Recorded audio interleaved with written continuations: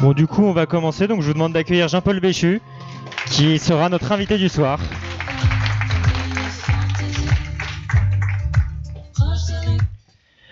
Du coup, comme il s'est indiqué sur l'affiche, vous avez été ancien commissaire général des SUF, mais ce n'est qu'une étape dans votre très mouvementée vie que nous allons découvrir ce soir.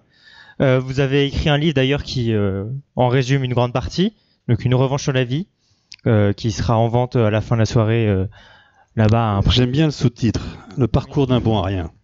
Et oui, on va expliquer pourquoi ce titre au cours de l'interview. Et pour entrer dans le vif du sujet, on va commencer par votre enfance. Est-ce que vous pouvez nous expliquer dans quel contexte vous avez été mis dès le plus jeune âge? Dans quel contexte j'ai été mis? Écoute, je suis né maintenant il y a 62 ans et au bout d'un an, j'ai été abandonné. Et donc, oui, abandonné. Et puis j'ai été placé dans des familles d'accueil, pas très accueillantes parce que on me donnait pas grand-chose à manger. Donc, il a fallu que je me batte pour. Et je l'ai su quand je suis arrivé dans la famille qui m'a adopté, puisque je volais de la nourriture. Un petit enfant qui a 3 ans et demi vole de la nourriture. J'en planquais un peu partout, tellement j'avais sans doute eu un manque et qu'on me nourrissait pas beaucoup. Et donc, et les premiers repas que je prenais dans cette famille, je finissais mes plats avant que les autres aient eu le temps de commencer, et je planquais mon assiette pour que personne me pique quoi que ce soit. Donc voilà, ça a été le début de l'histoire. Je suis né au Portugal. Et ce petit bonhomme de 3 ans et demi, j'ai mon premier souvenir à 3 ans et demi, ce qui est sans doute assez peu commun. Et j'ai le souvenir d'arriver dans cette maison où il y avait des gens qui m'attendaient sur un perron, et une maison avec une piscine. Et je me suis dit que sans doute c'était une maison où il ferait bon vivre. Mais j'avais aussi l'angoisse de dire que ça allait peut-être pas durer. Et je me suis toujours imaginé que là où j'étais n'était pas j'étais amené à déménager. Et effectivement, j'ai vécu dans beaucoup d'endroits, que ce soit aux États-Unis, en Asie, un peu partout dans le monde. Et donc j'ai toujours eu l'impression d'avoir un sac à dos avec un sac de couchage et d'être prêt à m'embarquer du jour au lendemain pour des aventures que je connaissais pas. Donc oui, j'avais cet esprit d'aventure et l'envie d'en découdre. Donc déjà un petit esprit scout dès le plus jeune âge, ce qui promet pour l'avenir. Mais du coup, à cette époque-là, quel type d'enfant étiez-vous? Vous avez parlé de vol de nourriture. Pourquoi Parce que j'avais faim. Mais pourquoi vous avez volé du coup, et il y a beaucoup le thème du mensonge qui revient dans cette partie de votre vie. Oui, j'ai besoin d'exister. Un enfant qui a été abandonné, il vit au quotidien, c'est la preuve qu'il n'a pas été aimé.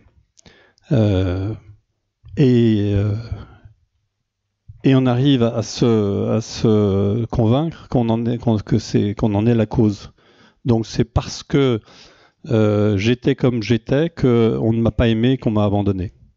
Et donc forcément, avec cette blessure, on cherche à se faire aimer. Et pour ça, on fait tout ce qu'on peut pour attirer l'attention. Et attirer l'attention, c'est faire des conneries, c'est raconter des histoires pour s'inventer des belles histoires magnifiques qui pourraient intéresser les autres. Et c'est faire le pitre, se faire remarquer en toute chose, en fait, c'est ça. Mais du coup, malgré ces mensonges, cette recherche d'une meilleure apparence vis-à-vis des autres, vous avez quand même une autre enfance avec le scoutisme. Est-ce que vous pouvez nous expliquer ce que ça vous a apporté? Oui, alors j'avais pas fini de répondre à ta question. parce que de temps en temps, à mon âge, tu sais, j'oublie, donc il faut répéter souvent. Oui, je volais pour aussi faire des cadeaux aux autres. Donc, c'était pour moi important d'aller. Ça commençait par, j'allais piquer des carambars et des boules de coco. Alors les boules de coco, je les gardais pour moi parce que j'aime bien les boules de coco, mais les carambars, je les donnais à des copains. Ça me permettait de me faire des copains comme ça. Et c'est vraiment quelque chose qui est resté en moi pendant de nombreuses années. J'ai continué à voler et à mentir au-delà de mes 15 ans. Et ça a été vraiment quelque chose. Et en plus de ça, le mensonge était dans la famille qui m'a adopté, était quelque chose qui était normal. Donc j'avais même pas. C'est ma mère adoptive mentait pas mal. Donc en fait, je me suis enfermé là-dedans. Je me sentais bien là-dedans.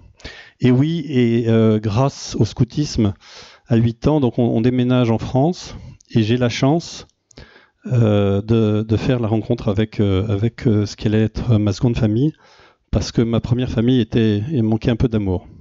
Pour des raisons que j'expliquerai pas, parce que je veux pas dévoiler toute l'histoire. Je ne pouvais pas être aimé dans cette famille. Il y avait des secrets de famille qui faisaient que j'étais une représentation d'une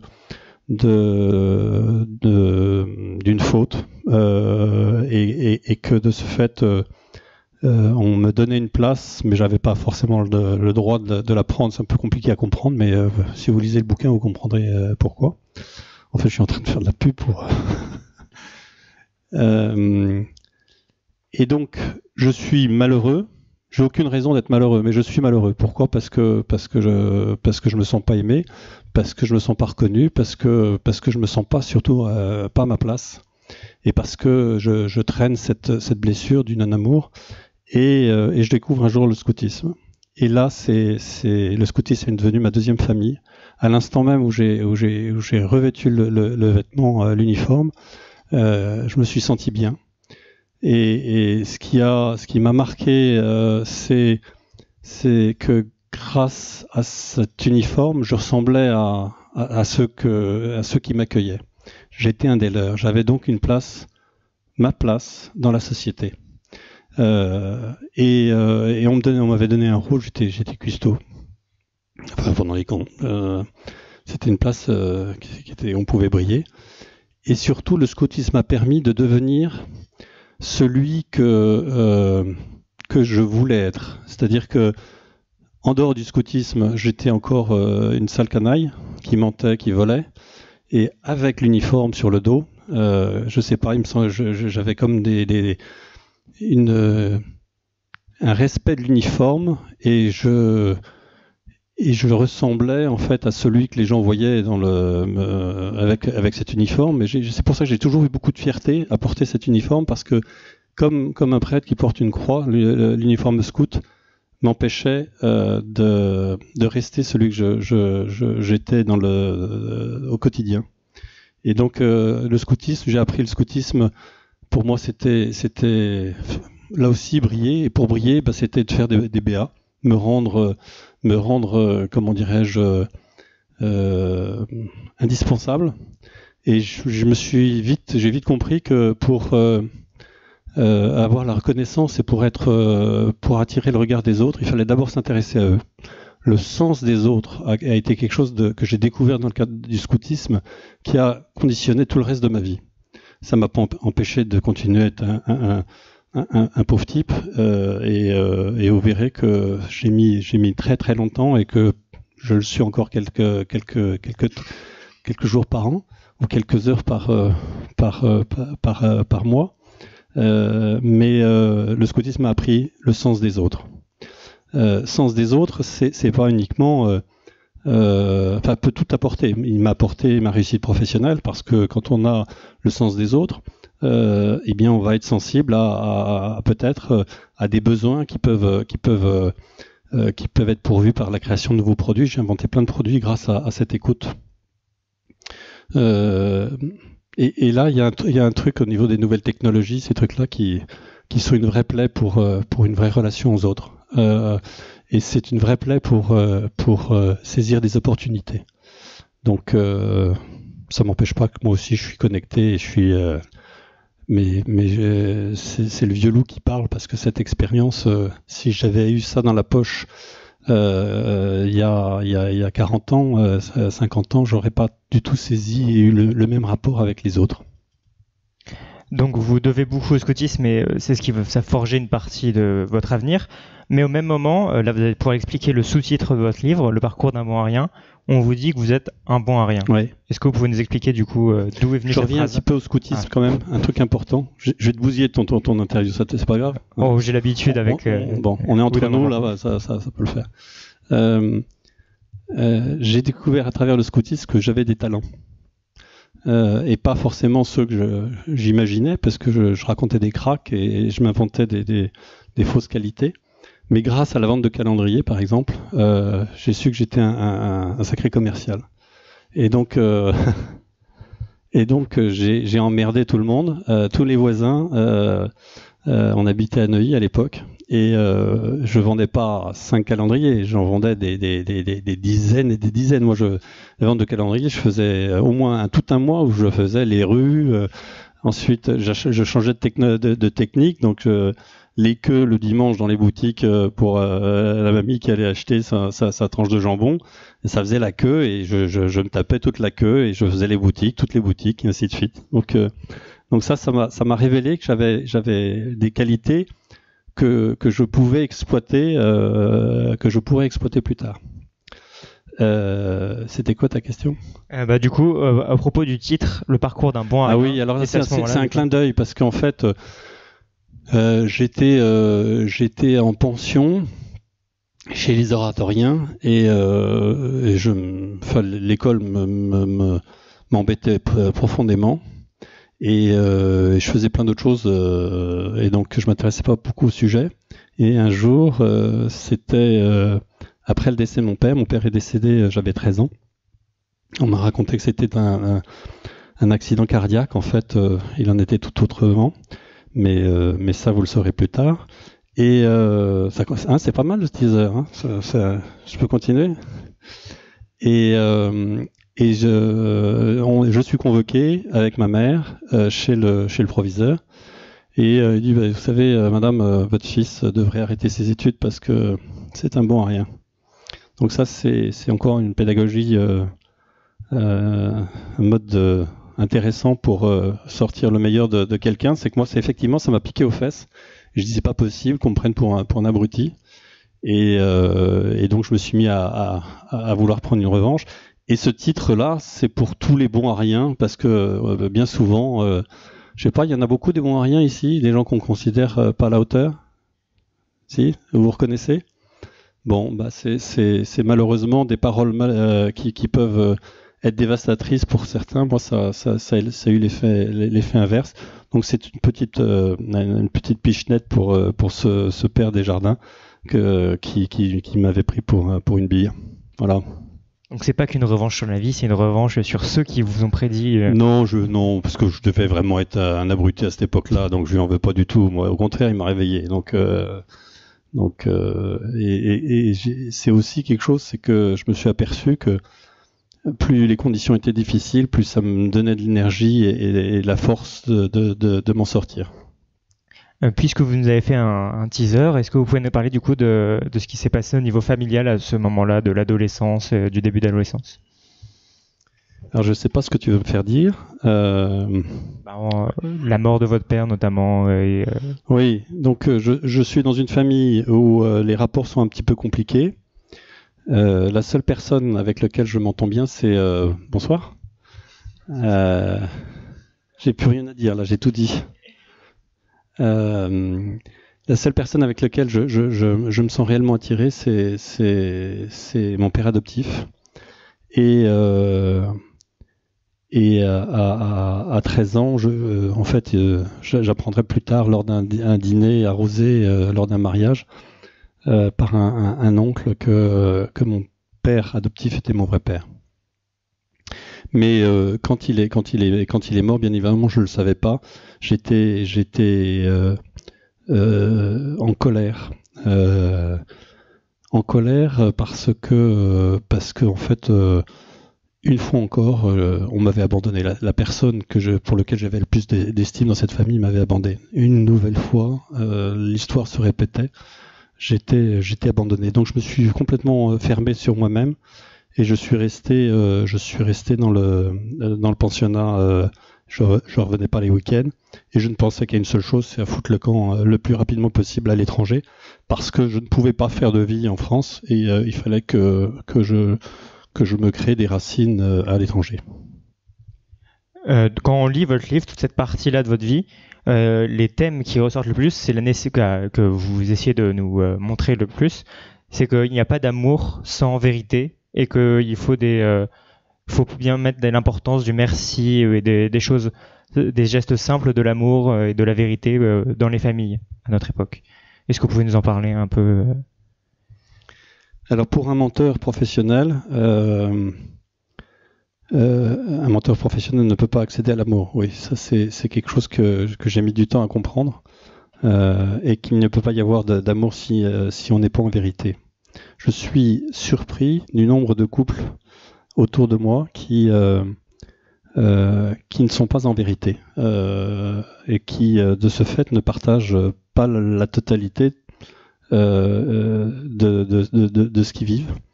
Donc pour moi c'est devenu quand on a menti comme moi, à un moment donné il y a eu une prise de conscience qui a fait que le mensonge devenait détestable. Pourquoi ? Parce qu'il me rappelait ce que j'avais été pendant des années, et donc j'ai une répulsion pour le mensonge.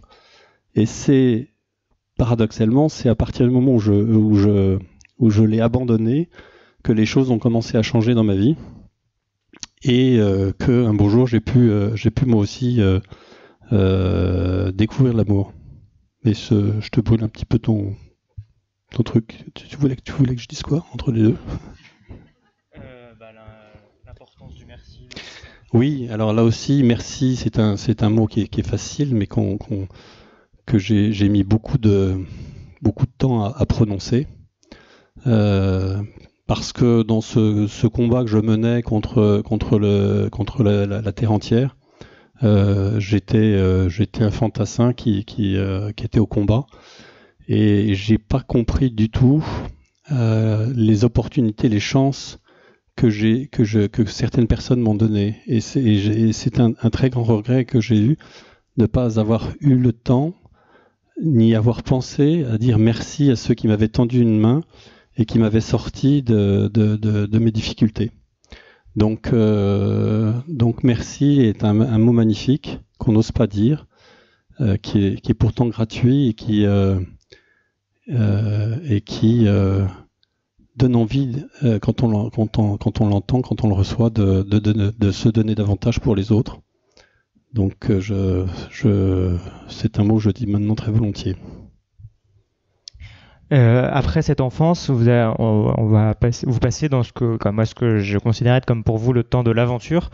Est-ce que vous pouvez nous parler de votre état d'esprit à ce moment-là, quand vous avez fini vos études, votre scolarité? Qu'est-ce que vous avez parlé un peu de, vous pouvez pas faire, vous voyez pas vous enraciner en France? Non, il faut que j'aille créer.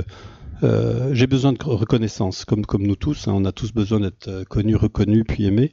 Moi, j'avais besoin de reconnaissance, et donc pour ça, tout était bon. Et que l'aventure qui m'attendait en France, c'était une aventure que je sentais terne, et que j'étais pas prêt à vivre. Et donc pour moi, il fallait que j'aille là où il y avait un peu où les étoiles brillaient. J'étais attiré par les paillettes, et donc j'étais attiré par le monde de la réussite, qui pour moi était le monde des riches. Donc j'ai saisi toutes les opportunités. J'ai commencé par partir aux États-Unis, où j'ai fait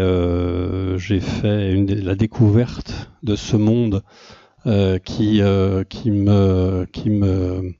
tout est possible, hein, alors qu'en France, on est dans un environnement, on en parlait avec le père tout à l'heure, hein, un environnement latin où on te dit non mais c'est pas possible ça, tu vas te casser la gueule.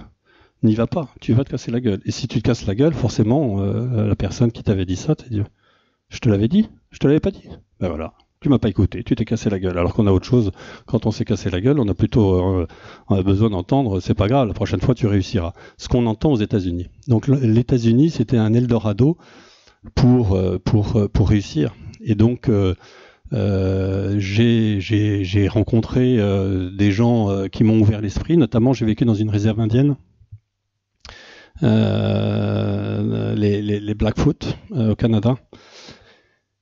Et donc c'était ce qu'on voyait dans les films, mais là c'était au quotidien. Je m'étais fait un bon copain qui s'appelait Medicine Shield. Medicine Shield, c'est le bouclier de la médecine. Il était hyper calé avec les petites herbes et des choses comme ça. Et il guérissait tous les Indiens. Et sans beaucoup se parler, il y a eu vraiment une communion qui s'est faite. Et le dernier jour où je suis parti, il m'a montré qu'il avait une petite croix autour du cou. Et donc j'ai vraiment senti que c'était un frère, que je quittais un frère. Alors après les États-Unis, j'y reviendrai parce que j'ai vécu au total 6 ans là-bas. J'ai été retrouvé un voisin de chambre en pension qui était de la dynastie des Qadjars.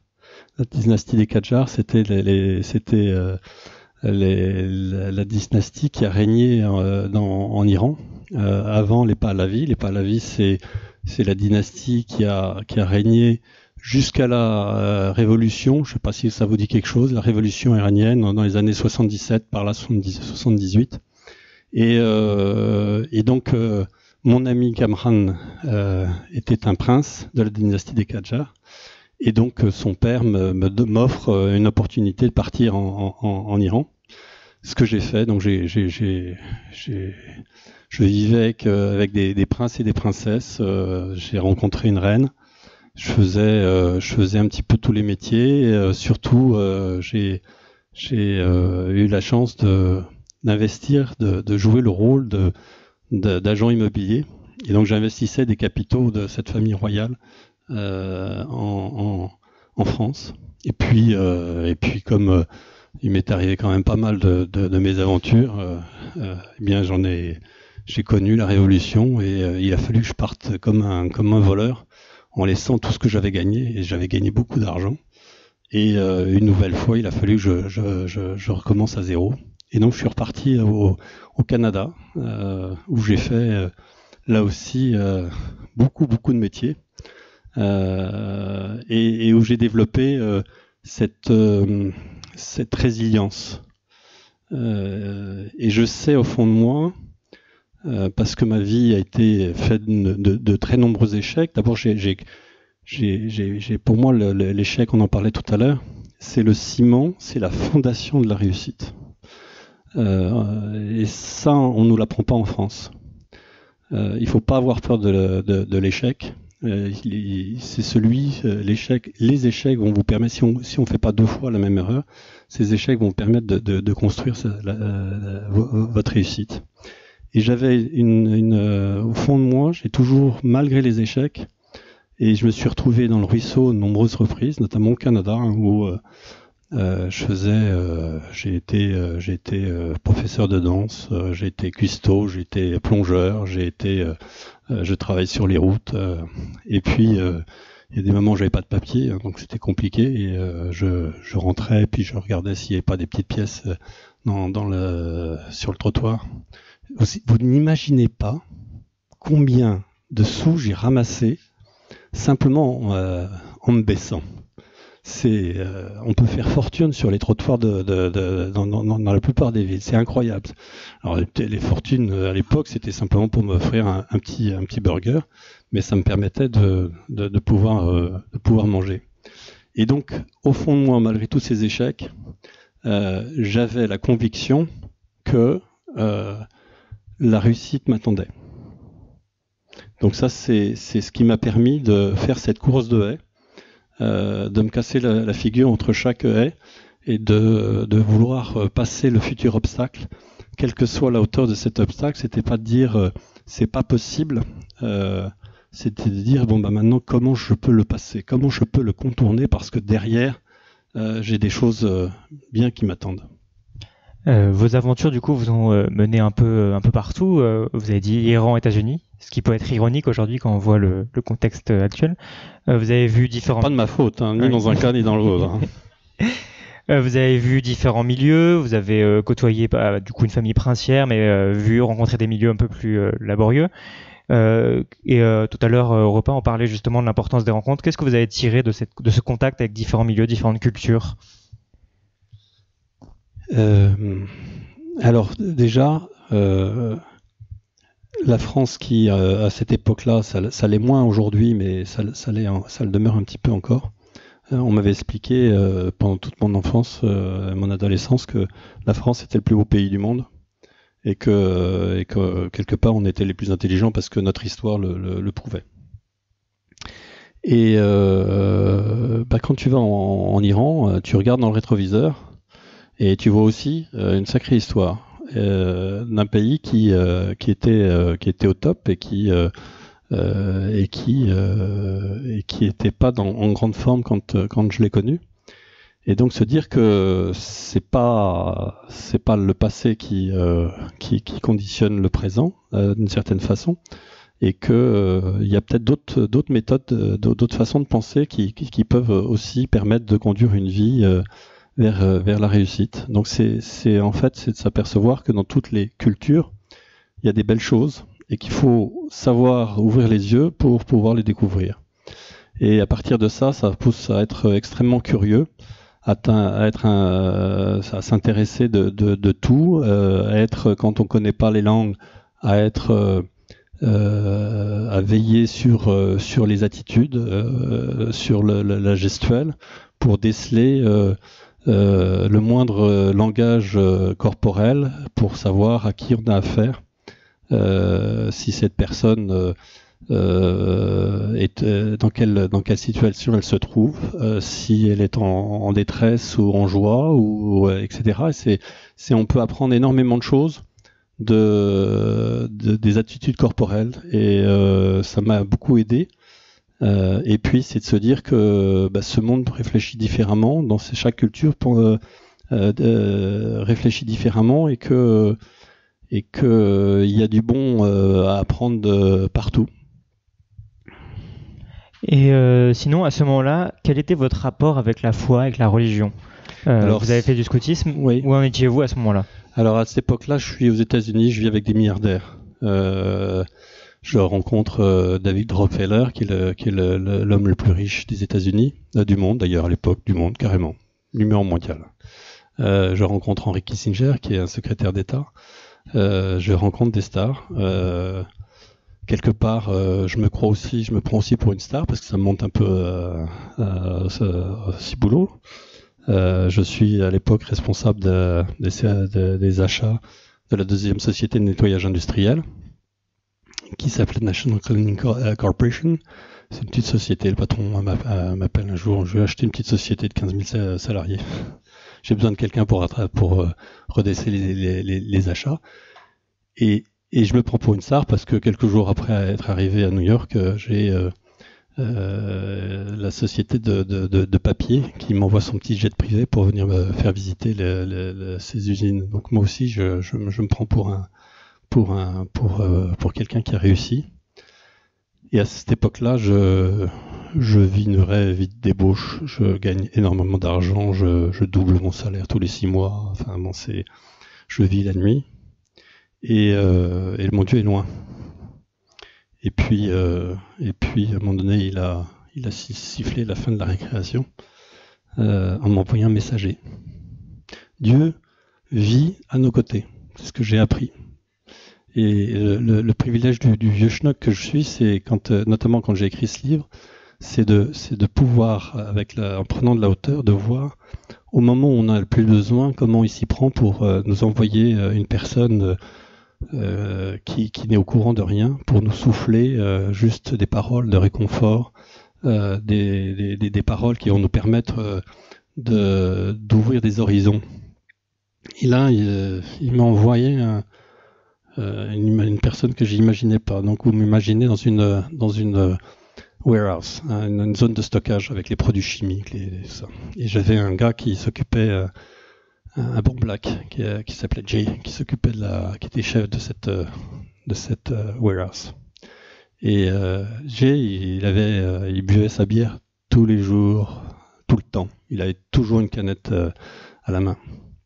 Et un jour, je lui dis, Jay, qu'est-ce qui va pas? Il me dit quoi? Qu'est-ce qu'il y a? Bah, je dis, tu n'as pas de ta bière? T'as pas... Et il me fusille du regard en me disant, mais c'est le carême. Waouh! Et là, j'ai une petite voix intérieure qui dit, toi, t'es chrétien? Jean-Paul, qu'est-ce que tu fais pour ton carême?